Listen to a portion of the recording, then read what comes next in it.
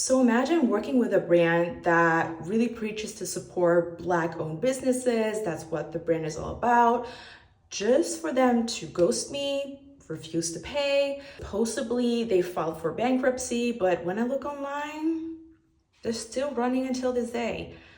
Yeah, let's get into part two. So where I left it at was I let it go to the debt collector. And as mentioned, I am based in Europe, in the Netherlands, and debt collection here is different in comparison to the States. This company was based in the States. When you bring in a debt collector, they will receive a percentage of what you'll eventually get or hopefully get out of your collection, basically, from that brand, which was unfortunate because it already wasn't like my average fee. But I was like, you know what? No, I want to at least get something out of this because I did everything I could. I actually did more than we signed off of. I already agreed on less to support because I thought you were my people, but I guess it will be your own people who will F you over, in this case at least. So brought it to debt collection. That took a little while. Wait, no, I forgot a part. Sorry. This is like so much happened during this period. The reason why I decided to make it go to the debt collector was because eventually I was like, first I wanted it to be all like done in a like businessy way. How do you say that? At least I just wanted it to go not through me because I have an agency that represents me. And I was also busy with other stuff until I really felt like, damn, like this is really getting personal. So what I ended up doing was I sent the brand's page a DM on both TikTok and Instagram to like urgently tell them to reply to us.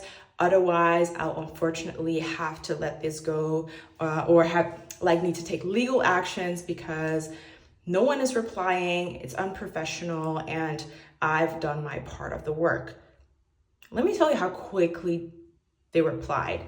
Actually, the CEO replied, I think it's the CEO, and that person was like, sorry, I was on maternity leave, and the person responsible for the communications isn't working with us anymore. Let me book in a call with you to discuss everything. I was like, I don't want to call.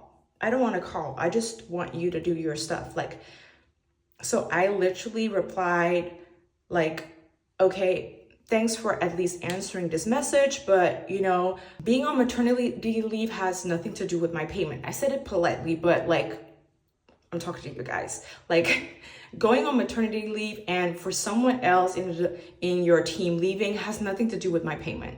I did my part. I was on time and professional with my things, so I expect the same in return. And when it comes to that call, I can give you my manager's contact information, but can we please agree on when I will receive my payments? Did not respond to that, obviously. But she did say like, yeah, I got a call booked in with your manager. Have a nice day. Not even an apology. Okay. So my manager had that call and they were literally saying on the call, like, business isn't going that well, but we are really willing to pay. So my manager was like, yeah, like we want to work with you guys. Do we need to do a payment plan? Is it like a weekly payment plan? And we can do a monthly payment plan, like make a plan for payment. And they were very mysterious about how they wanted to do that, but that they were still willing to pay. So my manager was like, great, if that's so great, but I want this on paper right now. And yeah, sure, did not receive an email or anything on paper. So my manager sent them a message to basically like summarize what they talked about through email. But even after that supposedly like payment date, didn't receive it. So that was the reason why I let it go through debt collection. Well, that took a little while and eventually I got the message like, okay, we got in contact with that brand and they are filing for bankruptcy. So the debt collector suggested like, if you still want something now, instead of like waiting in line when the bankruptcy is filed, you should like negotiate now what the amount will be that you'll receive, but it won't be the same amount as you agreed on the contract, which I was like, really? But again, I was like, you know what? If you guys advise me to do this, you guys are the professional, let's do it. I'm already happy that it's like set in stone that they at least need to pay something and that they're willing to cooperate. So I only got a percentage of my original fee, which they ended up paying. Was I happy? No, I actually wasn't, because I kind of felt it wasn't about the money anymore. It was more so about how betrayed I felt by the brand and how disrespected I felt. I've obviously removed all the content as soon as I got paid, because I was like, I'm done. I waited until I got paid, because in the contract, it says that I need to put the content on my page permanently, you know? So I didn't want to be the person to breach the contract for them to F me over in that way. And I have been eyeing, like looking at the brand's page for months now, because I'm like, you know what? I need to see like a sale, a discount, maybe even an announcement, because I know that bankruptcy isn't like something that like closes your shop or brand right away, but there are no indicators whatsoever of this brand closing, like at all.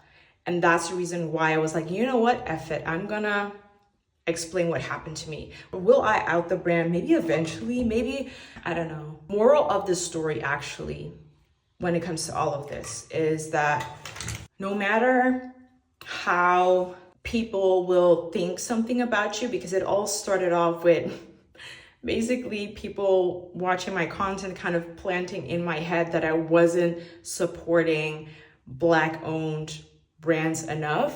That brand using that as their unique selling point, and me feeling like responsible for like sharing more Black owned businesses. Sorry, someone called in between, but yeah, to only be betrayed at the end.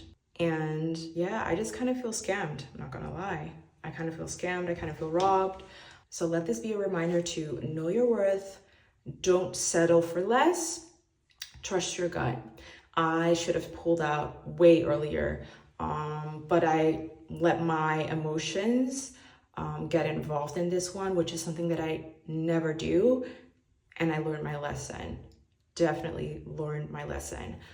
So yeah, that's the story time. I don't have other story times, to be super honest. Like, I'm very lucky to not really have experienced that many like bad things when it comes to working with brands as a content creator. And I know that like content creators are being bashed a lot as well, but there's also another side, and that is the brand side. And in this case, I got burned, learned my lesson, and yeah, will not ignore the red flags like I did this time.